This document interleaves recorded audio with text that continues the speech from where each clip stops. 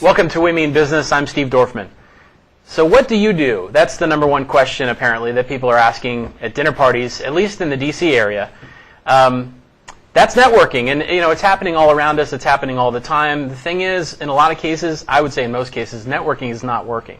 And that's the title of Derek Coburn's forthcoming book. Derek is the CEO and co-founder of Cadre, a fee-based D.C. area networking group. Derek, welcome. Thanks, Steve. Glad to be here. Is it safe to assume that you and your wife, Melanie, co-created Cadre because networking wasn't working? Yeah, I mean, at the time I had a wealth management business that I owned with two other guys. I've been doing that for 12 years, 13 years, and was going to events, joining networking groups. Like everyone else, I felt like the best way for me to expand my business was to attend these networking events, but it got to the point where it reminded me of cold calling almost from a number standpoint, right? Like when I started off in the business, I had to make 500 phone calls that would yield me 30 people that would pick up, which would turn into appointments and revenue, and networking was becoming very frustrating with me because I had a long-term approach. I was looking at it from the perspective of who can I meet that I can get to know that might add value for my clients, that we might be able to work together, but for a variety of reasons it just wasn't working for me from a time standpoint. Mm-hmm. So what are the biggest misconceptions that people have or seem to have when it comes to networking? Well, I think that the one of the primary problems is sort of the sacred cow of networking events. A friend of mine, David Siteman Garland, says in his book from a few years ago that networking events, the larger ones, are like nightclubs, and that everyone's looking for a professional one-night stand, right? And I think that's true. I think that a lot of people go there looking for whatever it is they're interested in. They might be looking for a new job. They might be looking for business. They might be looking for free beer, free wine. But it's all about what's in it for me. Yeah. And it makes it very hard to find other like-minded people, regardless of why you're there, when you throw a lot of people in a room together with different objectives. And so, in keeping with that dating analogy, if networking clubs, or if networking groups, or networking in general, are like nightclubs, compare that to a dating scene, right, where all of the books on networking were saying you have to go to these events, and here's how you can be successful by going to these things, without ever calling into question whether they were useful or effective. But the dating books are, how to meet your dream spouse or how to meet the love of your life. They don't start off by saying chapter 1, step 1, go to nightclubs, go to bars every night. That's ridiculous, right? You're not going to do that. You're going to host dinner parties. You're going to let your friends know about it to get introductions from them. You're going to go on double dates. And so a lot of what I put in place from a networking perspective in that business, and now have really multiplied that a lot, is focused on those smaller, intimate events. Mm-hmm. Cadre has only been around for a couple of years now, and it's become wildly successful. But it's sort of like this. I mean, I've been to most of your events, and they're always well-produced events and lots of great people. But one of the things that makes Cadre different is that one of the ground rules of Cadre is that you're not there to sell. Yep. That you're there to be a connector, to add value for others. And so, why was that important to you as a ground rule? Well, I mean, I think that if you're bringing together, once again, in keeping with this shared mindset, if you're bringing together remarkable, successful people, they're never going to feel like they have to sell. That's not why they're there, in theory. But what they would like to do is expand their resources, expand their connections, and the people that they know who could add value for their clients, who could add value for their business. And so we do say, look, if you're meeting somebody on Cadre turf and you're a Cadre member, that you don't call them up a week later and say, hey, it was great meeting you. Let's get together again next week so I can tell you even more about how awesome I am, right? Because that's what happens a lot of times. It's more, hey, I want to learn more about your business, learn more about how I might be able to help you. But when you're bringing people together that want to get better, that want to find additional ways to add value for their clients, and you have this no solicitation policy in place, you're still getting a lot of individuals that say, well, that was interesting. I could see where that would benefit me, or I could see where that would benefit a client of mine. So we still fully embrace the idea and the notion of our members actually hiring and working with each other, and that's been a it's been a successful story for a lot of our members, I would say. You offer up the quote in the book from Seth Godin, the marketing guru, that the value of your connection is worth more than the value of your services or widgets. And the thing is, most people I've found just aren't connectors. It's just not part of their DNA to be a connector. Have you found that to be true, and why do you think that is? Yeah, I mean, I think that there's always sort of a reason for a lot of people to do it. There's a book that just came out by Adam Grant, who's the most popular professor at Wharton, called Give and Take. Youngest professor in Wharton history, too. Oh, nice. Yeah. A good guy. I've chatted with him a few times, and he breaks down this giving and taking, and why do some people give, why do some people take. But I think that the key point here is that you want to be focused on, when you're making connections, and making sure that it's adding value for all of the parties that are involved. Mm-hmm. James Altucher is another guy I love, and he just came out with a new book. He has a term that he coined after Seth Godin called permission networking, where he will actually seek the permission to say, hey, Steve, I think that this guy would be a good introduction for you, and here's why I think that way. Mm-hmm. At the same time, go to this other person and say the same thing to them, and sort of frame it in a way that both of you know why you're meeting, so that when he makes the introduction, it hopefully produces more value for both of you. There's a lot of people that just sort of shy away from networking. It's like the last thing that they want to do, and sometimes they realize that they should be doing it, and it's a necessary part of growing their business, but they just don't want to do it. They just don't enjoy it. What do you have to say to those folks? Why should they be doing it? No, well, I mean, I can understand why a lot of people aren't doing it. I mean, it was why I was at the point where I said, I'm either going to stop doing it, or I'm going to figure out a better way to do it. Mm-hmm. Because if you're approaching networking from the standpoint of, hey, this is a long-term thing, I want to meet people and develop longer-term relationships with them.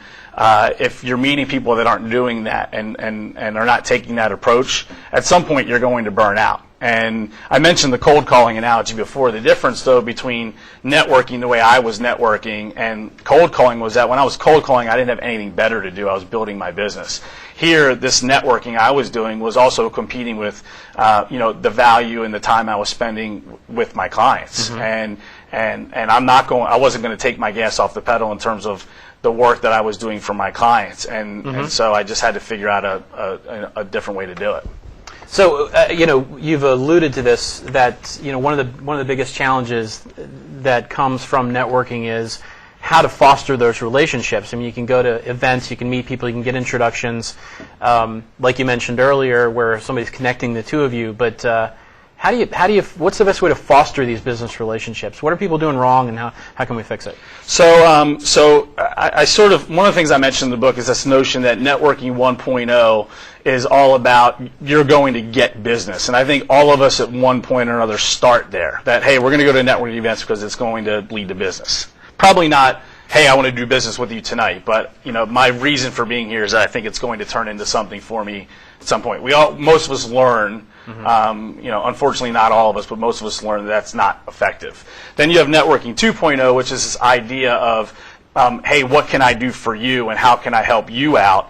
And I have some problems with that too, because I think I'm all for the pay it forward approach, but if you do it with the wrong people and you do it blindly, it can get you into trouble.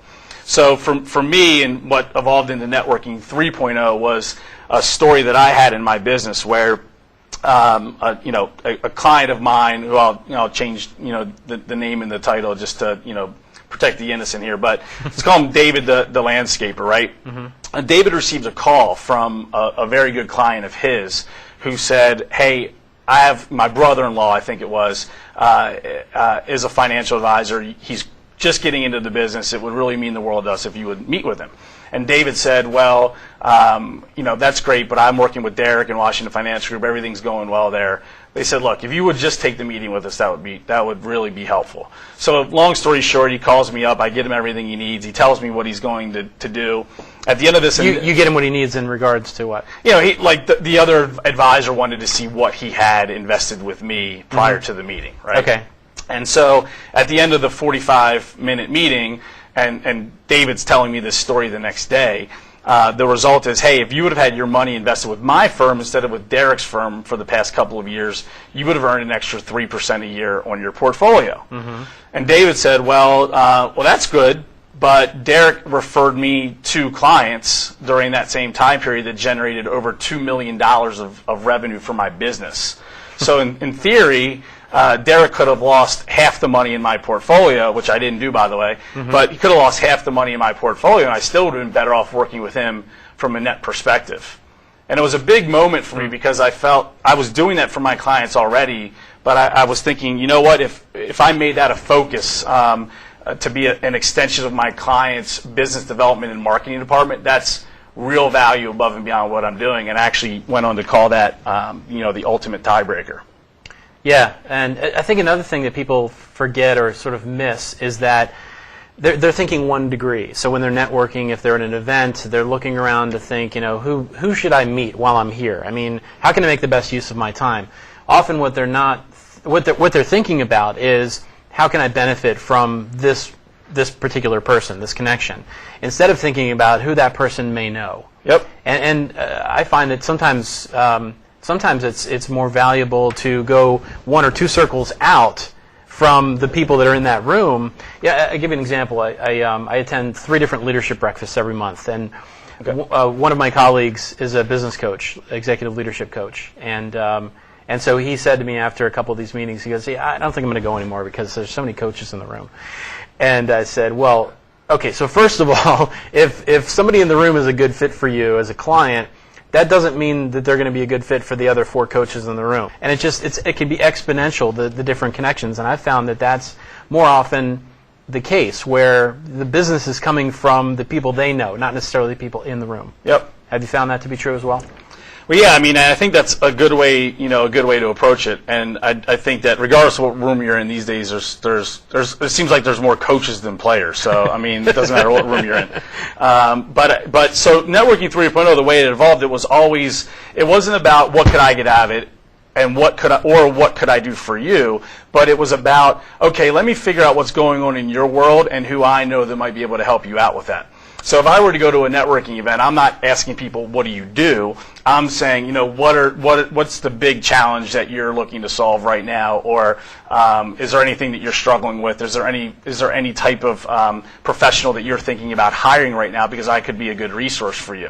One example that I mentioned in the book is going to an event where someone says, we meet, we exchange formalities, and they say, well, I would love to work with a financial advisor, but I don't need you for at least a year and a half because I'm saving up all my money for a new house right now.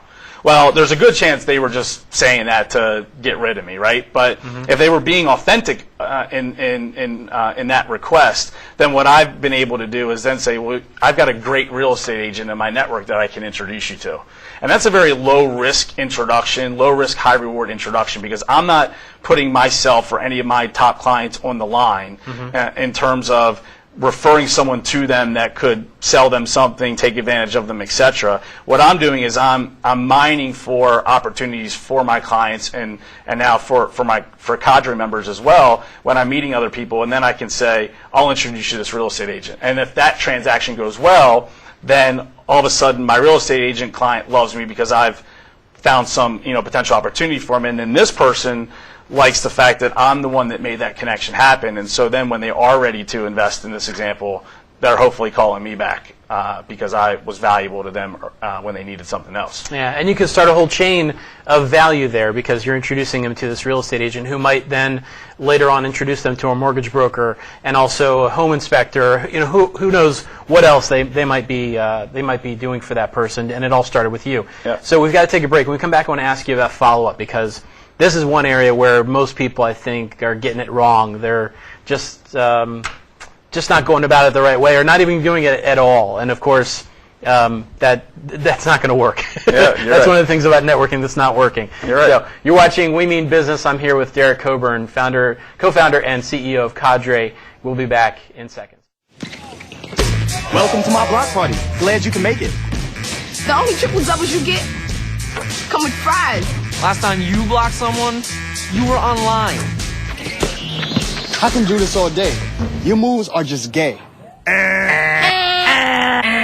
Using Using gay to mean dumb or stupid, not cool. Not cool. Not in my house, not anywhere. It's not creative, it's offensive to gay people. And you're better than that.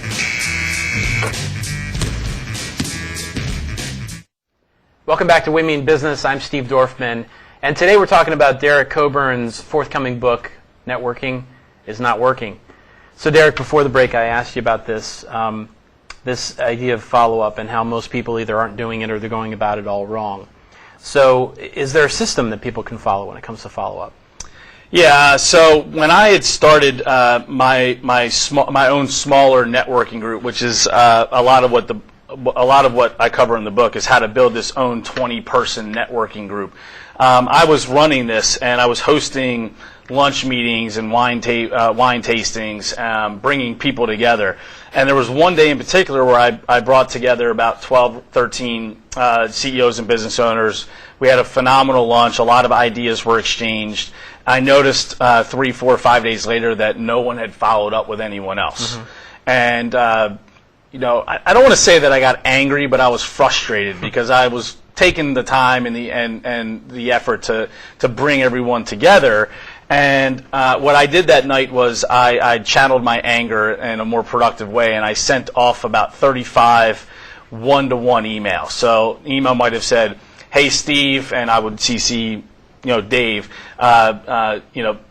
Dave mentioned that he could potentially make an introduction to that company that you're looking to work with. Just wanted to ping you to remind you to follow up. Mm-hmm. And what came from this, and it was sort of like part of what led to the birth of Cadre, was there was like 14 or 15 one-off meetings that were scheduled.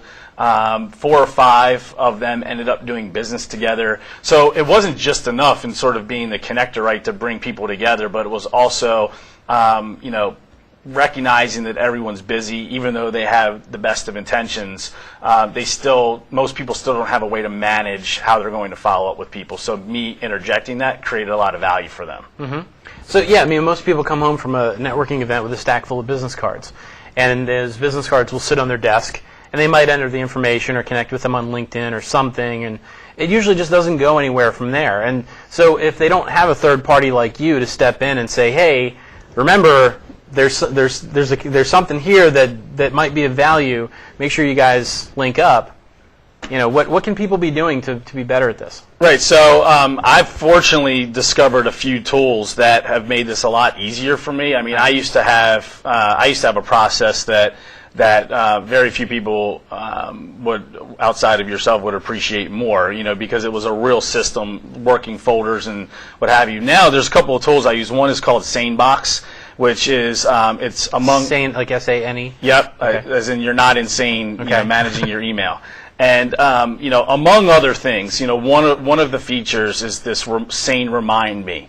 So what happens is if I'm sending that email now to you and Dave, or if you just send it to Dave directly, right? Mm-hmm. Hey Dave, it was great meeting you at the event. Thanks for your willingness to offer to help me.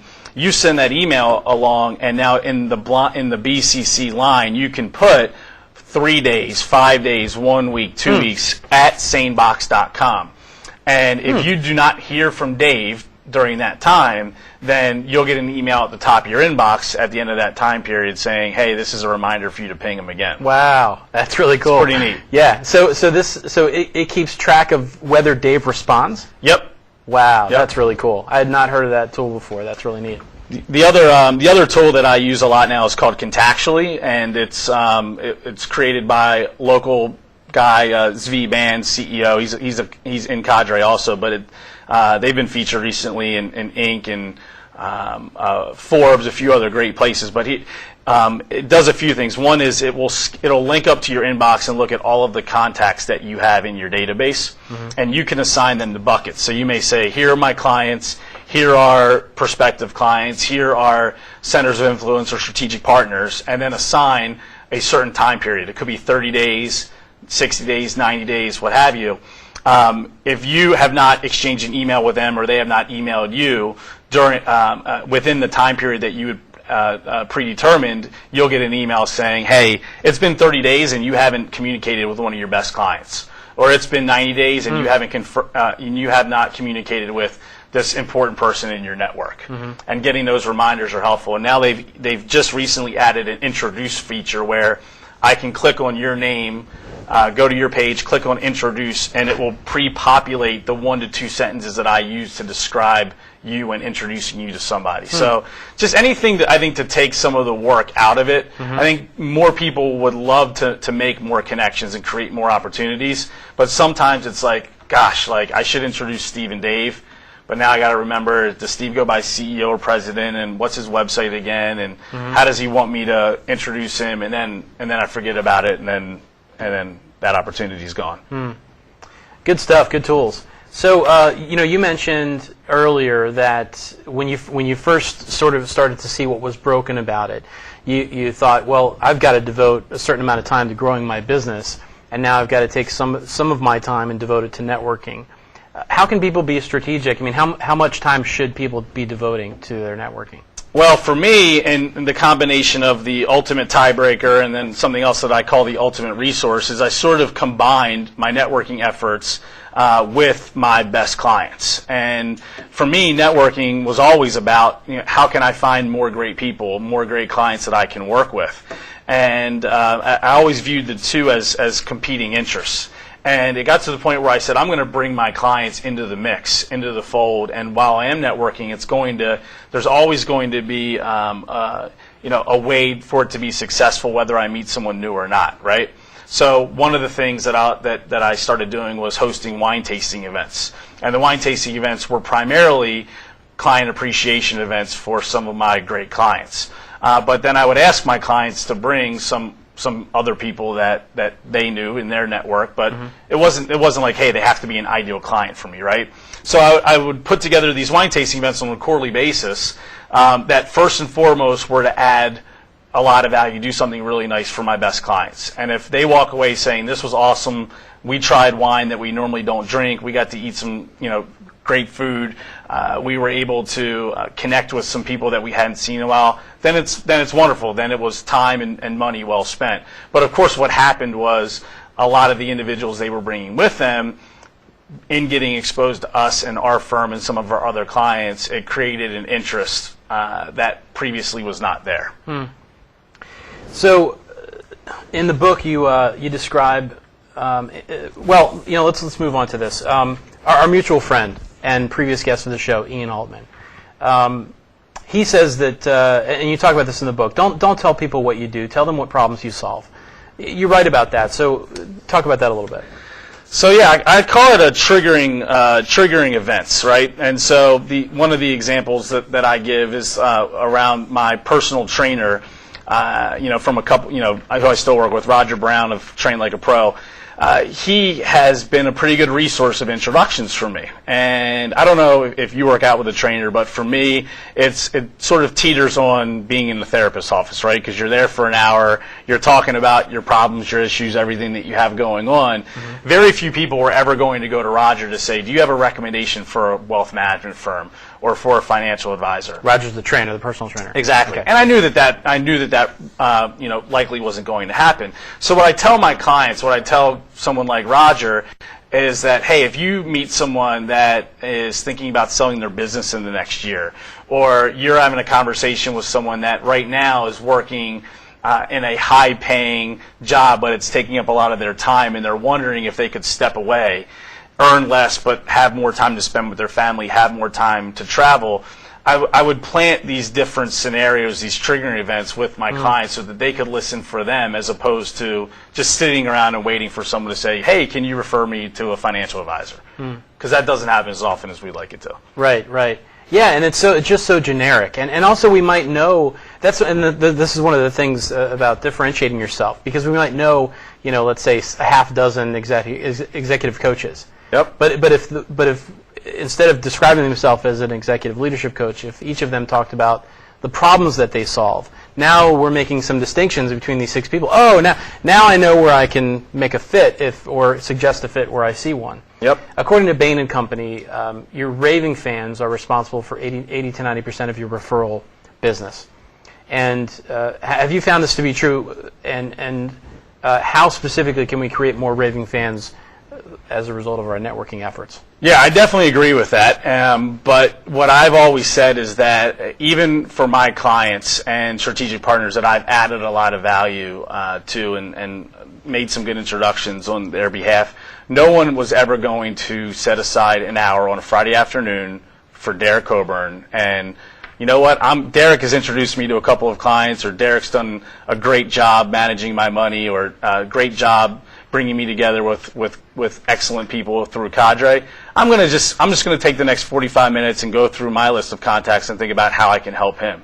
So I've always felt like the onus is on us to make it easy for these raving fans, for the people that want to help us, to be able to help us. And that's where the wine tasting thing worked out really well for me. That's where, something else I call professional double dating, where there may be someone that I would like to introduce to you, but they don't know much about you. They don't know that what you do is could potentially solve a problem for them.